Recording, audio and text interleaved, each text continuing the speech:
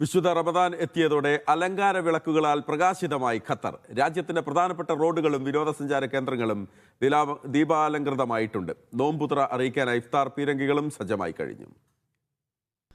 Doha Corniche, Katara cultural village, old Doha port തുടങ്ങിയ പ്രധാന ഇടങ്ങളെല്ലാം റമദാനിൽ വെളിച്ചത്തിൽ കുളിച്ചു നിൽക്കുകയാണ്.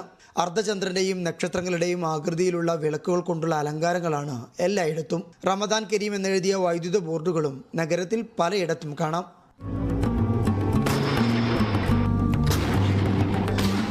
നോമ്പുതുറ അറിയിക്കാനായി പരമ്പരാഗതമായി പിന്തുടരുന്ന പീരങ്കി വെടിമുഴക്കം ഇത്തവണയുമുണ്ട്. Souq Waqif, Katara cultural village, old Doha port, Lusail boulevard, Aspire park, Wakrah souq തുടങ്ങി 8 ഇടങ്ങളിലാണ് ഇത്തവണ വെടിയൊച്ച മുഴങ്ങുന്നത്. ആത്മീയത, ആതിഥ്യം, സാമൂഹിക ബന്ധം എന്നിവ ശക്തിപ്പെടുത്തുക എന്ന ലക്ഷ്യത്തോടെ റമദാനിൽ വിവിധ പരിപാടികളും രാജ്യത്ത് ആസൂത്രണം ചെയ്തിട്ടുണ്ട്.